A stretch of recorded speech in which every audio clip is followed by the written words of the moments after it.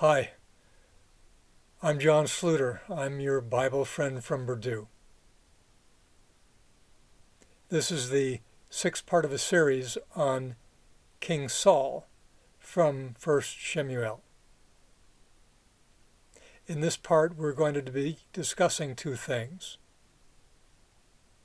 We're going to discuss the circumstances and reasons why the Israelites wanted a king. We're also going to discuss how God brought Saul and Shemuel together.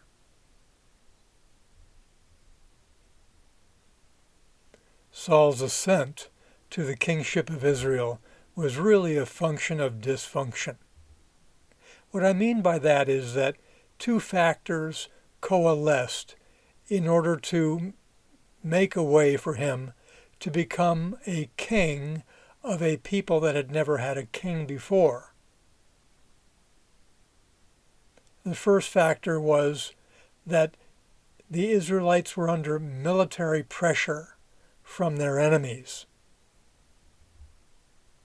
The second factor was that the Israelites at that time were a low-trust society.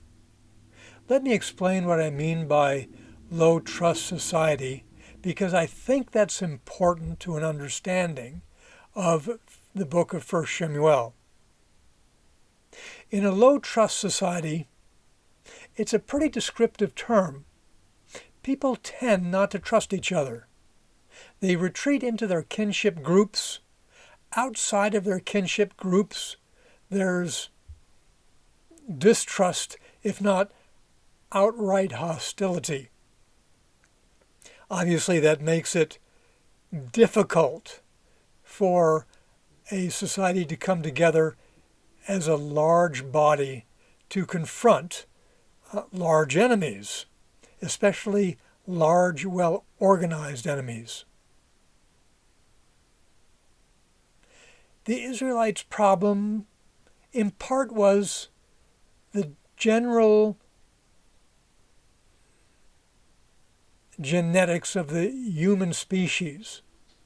It turns out that the more DNA that people share, the more they trust one another. Obviously, you share more DNA with your kindred. But biology is not destiny. There are factors that can permit kinship groups to coalesce, to become a community, to become a cooperative society. And indeed, the author of 1 Shemuel gives us an example of that. The example that he gives us is the Philistines.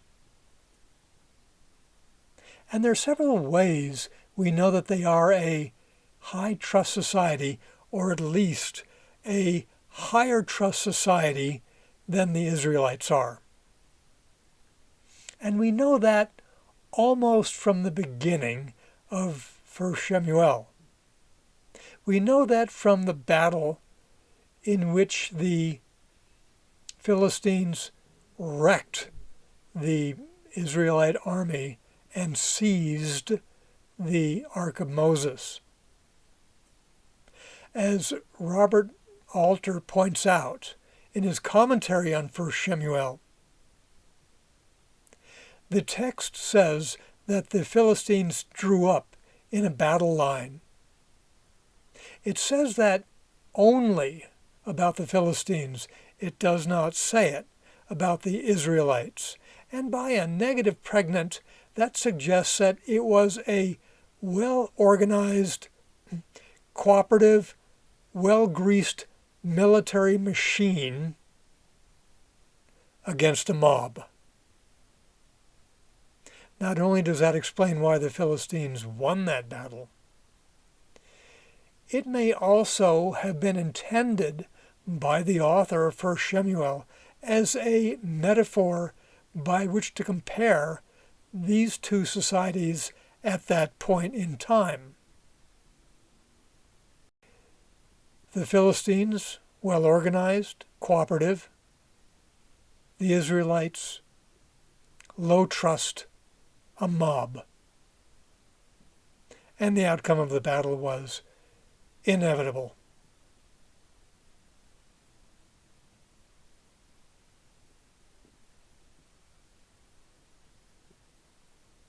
The other way we know that the Philistines were a high trust society, at least compared to the Israelites, is by the description of what happened when the Philistines realized that they had a problem. And I'm referring to the fact that they were being overrun by rodents and their people were dying by disease.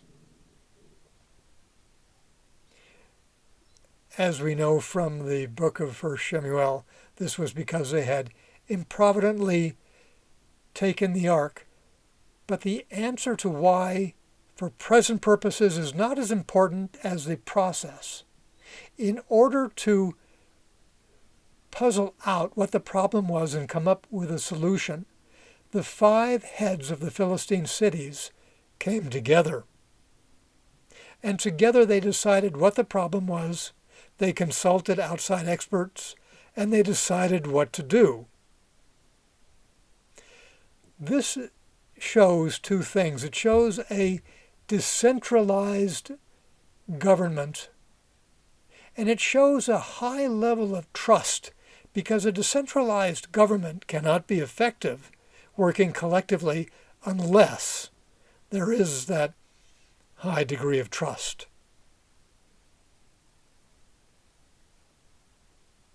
So we have this depiction of Philistine society as a high trust society, and the high degree of cooperativeness, the apparent trustfulness is modeled by the 5 leaders of the 5 major Philistine cities. And the state of the Israelites is in clear contrast to that. And in particular, the leadership of Israel is in contrast. Shemuel was apparently a good leader and an effective military leader, as the text of 1 Samuel says. But then he grew old, and he devolved his authority onto his 2 sons, who were, it turns out, no more trustworthy than Phinehas and Hophni had been, the sons of Eli. The sons of Eli, as you know, were untrustworthy, and their untrustworthiness is described by the author of 1 Samuel insofar as their pilfering of the celebratory feasts of the people who had come to the temple was described, and the fact that they were sexually licentious with the women who came to the temple to serve the Lord. Shemuel's sons are no more honorable. Maybe they're worse. They take bribes. And I think we all understand how corrosive that is to trust in a society. When people look at their leaders and they see untrustworthiness, they see immorality, they see a lack of cooperation, it is natural for people to behave likewise. So in this case, it seems that, or it's plausible that untrustworthiness trickled down. And given the crisis that Israel faced, the existential dilemma that they were in, the fact that they were threatened by powerful enemies, meant that they had to do something.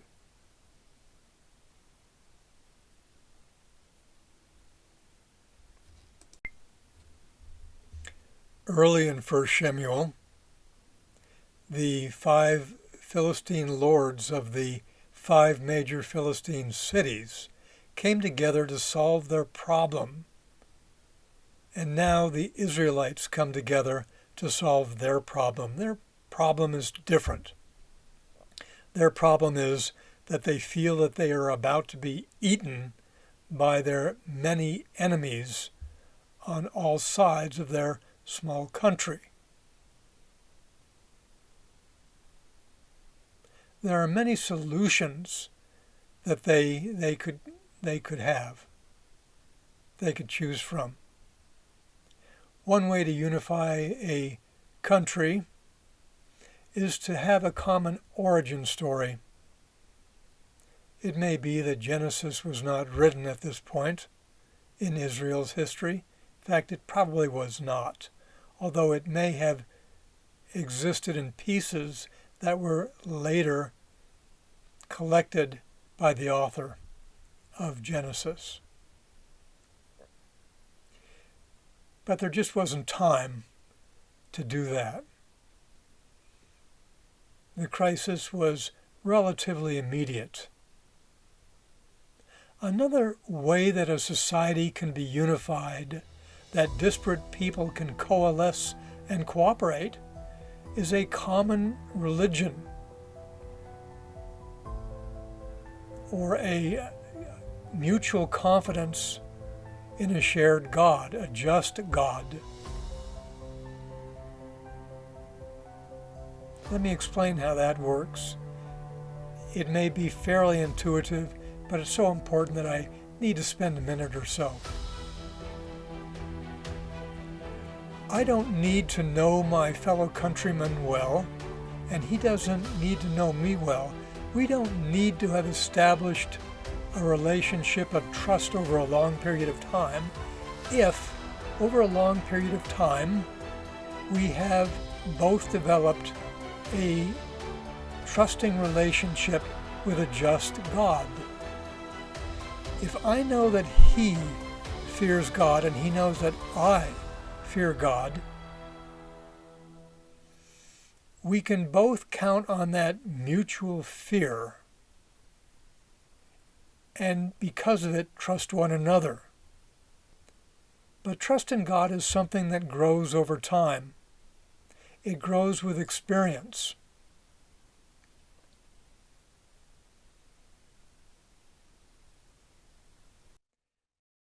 The woman Wisdom tells her followers to seek her early and often and constantly, because if they wait till a time of need, then she will just laugh at them. I don't see wisdom literally laughing, but I do see wisdom being unavailable to people who don't seek it until there's an urgent need.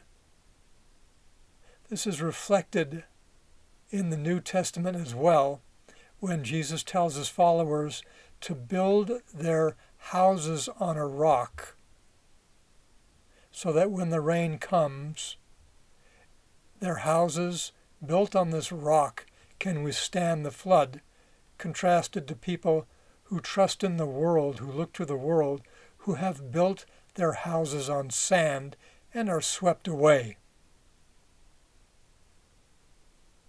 It's somewhat mitigated by the admonition that, or the parable of the employer who employs people even to the 11th hour and pays them the same wages.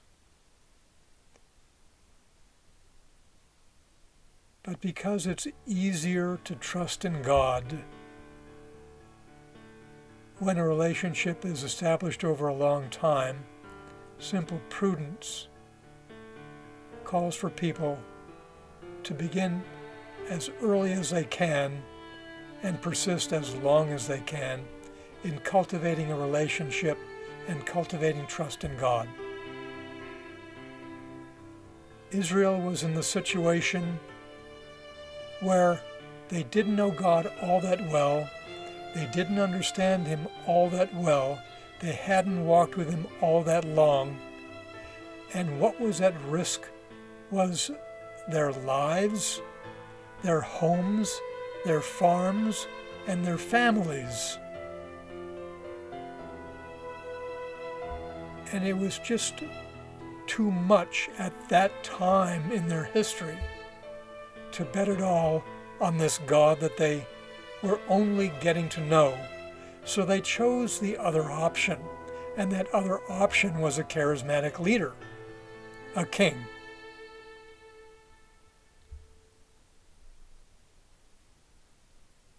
This upset Samuel. He took it as a repudiation of him, which it probably was not. It was probably a repudiation of his sons. He took his anguish to God, and God consoled him. God consoled him by saying that it was not a repudiation of Shemuel, which it wasn't, but it was a rejection of God, which, as we've talked about, it was. But God knew what was necessary. He knew the weight, the pressure, the people's faith could take at that time, at that place. So he told Shemuel, give them what they want. So God tells Shemuel to give the Israelites what they want, but he tells Shemuel that Shemuel must also tell them what comes with that. In modern legal parlance, that's called informed consent.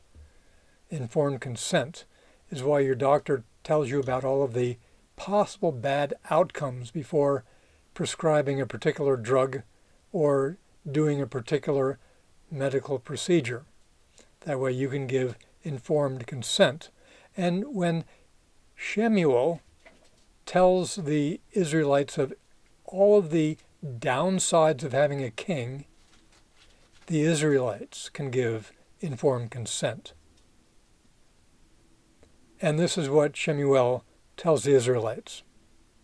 I'm going to read from Robert Alter's translation.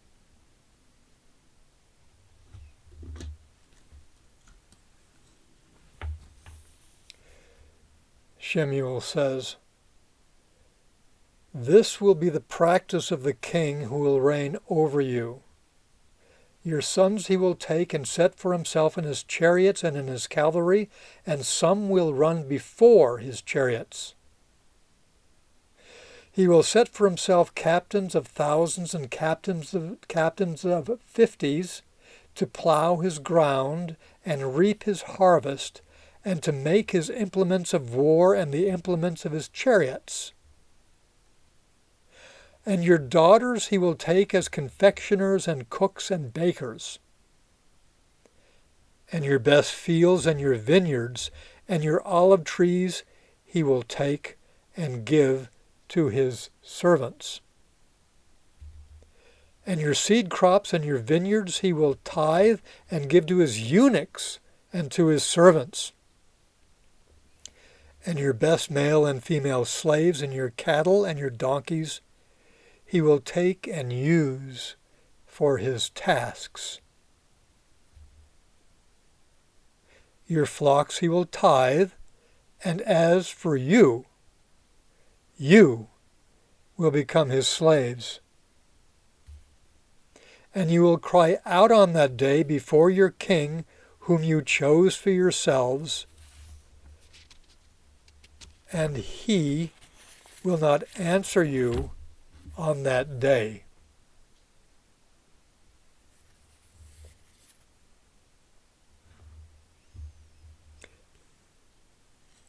That warning did not deter the Israelites. It's what they wanted. They wanted somebody with that power, with that authority, with that strength, because they felt that it would take a person of those qualities to unify Israel. And yes, they would become slaves, but it's better to become a slave of a king of your own people than to become a slave of a foreign enemy, or than to become a corpse. They were not deterred. They said, yes, this is what we want. There's a theme of God's authority and God's control over events that runs throughout 1 Samuel. We see it in Hannah's plea to God for a son. We see it in the fact that she soon gets that son, Shemuel. We see it in God's appearance to Shemuel when he's a young child. We see it in Shemuel's prophesying to Eli about the fall of Eli's priestly house and the death of his sons, Hophni and Phinehas.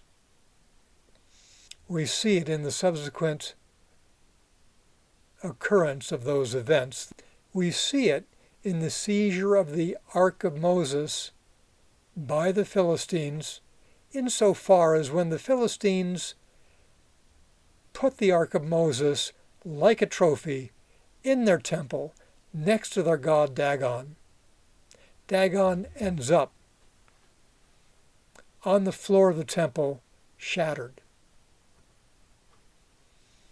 We see it in the disease that takes down so many of the Philistines. We see it in the plague of rodents.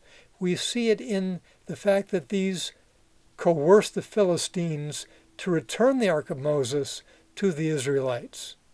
We even see it as the Ark is returned to the Israelites.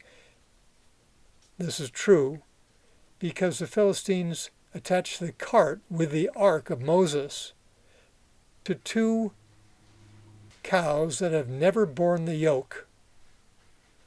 And these go together directly to the Israelite territory, returning the ark to the Israelites. Therefore, it should be no surprise that it is God who chooses Israel, the Israelites' new king. If Shemuel had hopes that God would select one of his sons to be king of Israel, his hopes were disappointed because God had somebody else in mind. God selected a handsome, tall young man named Saul, who was the son of Kish. Saul was a Benjamite. The tribe of Benjamin was the smallest of the tribes of Israel, and it had a reputation for martial ferocity. The providence of God can also be seen in the manner of God's bringing Saul to Shemuel's attention. Some of Kish's donkeys went missing. He told his son to go find them. He sent Saul off with a servant. They walked, they trekked, they searched for their donkeys. They couldn't find them. Apparently they were gone for a time. Saul told his servant, "Look, we need to go back. My father is probably not worried about the donkeys anymore. He's probably now worried about us." Now remember, there's this theme in the Bible and in 1 Samuel about the canniness of servants.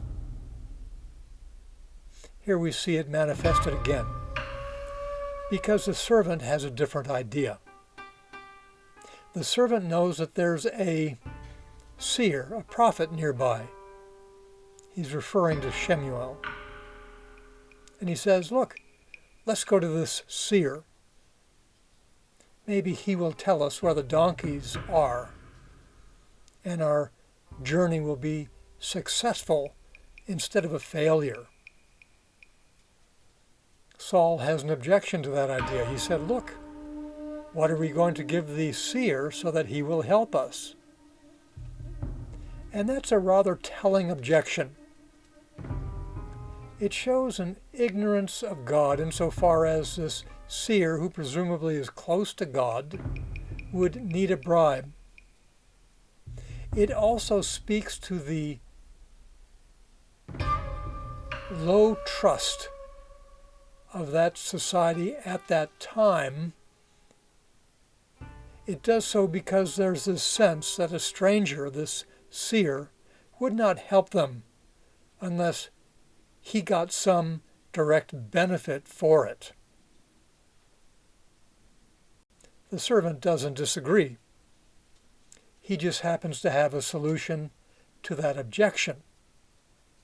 He says, look, I've got a quarter shekel in my pocket. We can give that to the seer. That'll make him want to help us. Saul says, well and good, and off they go. Saul and his servant go into town. They're not familiar with the town. They don't know where to find Shemuel.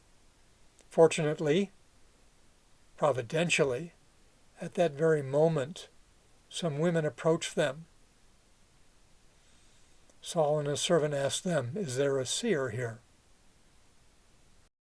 The women give a fairly long speech, including directions to Shemuel.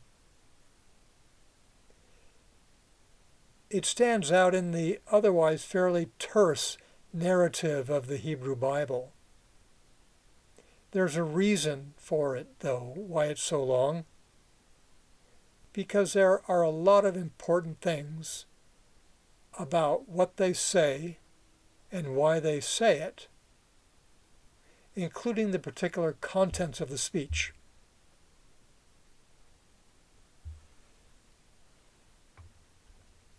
I'm going to read again from the translation of Robert Alter, and then I'm going to go through it and point out what it is that is immediately important in the narrative, what will quickly be important in the narrative, and what will be very important before the end of 1 Shemuel. The women say, there is. That is, there is a seer. Look, he is straight ahead of you. Hurry now, for today he has come to town, for the people will have a sacrifice today on the high place.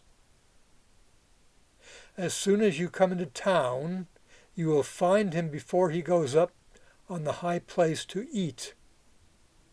For the people will not eat till he comes, and he will bless the sacrifice, and then the guests will eat. So go up, for today you will find him. Let's start with that last bit. So go up, for today you will find him. Suggests that Shemuel is not there every day. That suggests that in the same way that God had directed the cows that hauled the cart that carried the Ark of Moses to the Israelites, he also made those donkeys of Kish go missing, and he directed the steps of Saul and his servant so that they arrive at this town on a day where Shemuel would be there too.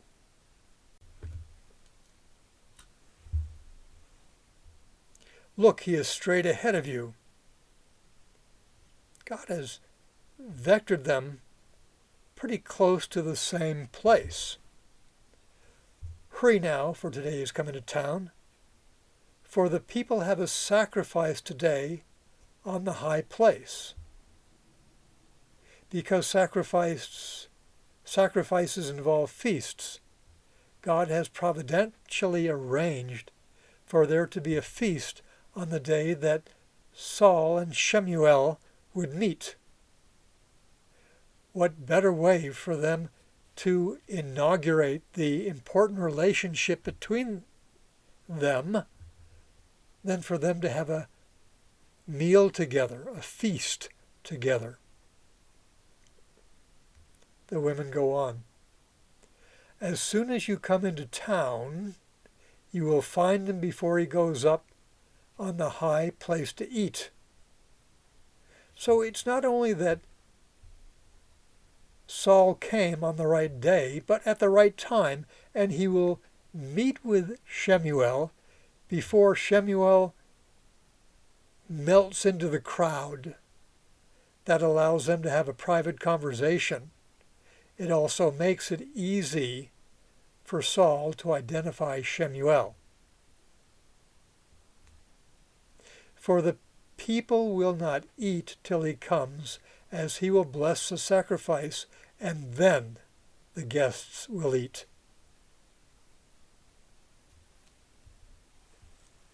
This shows that Shemuel is a wheel. He's an important person. It makes a little bit hilarious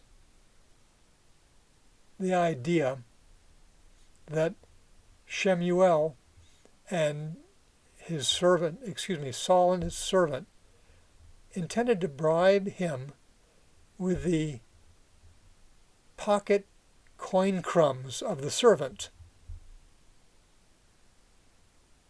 Except the thing that gives what they intended to donate dignity is the fact that it was all that they had.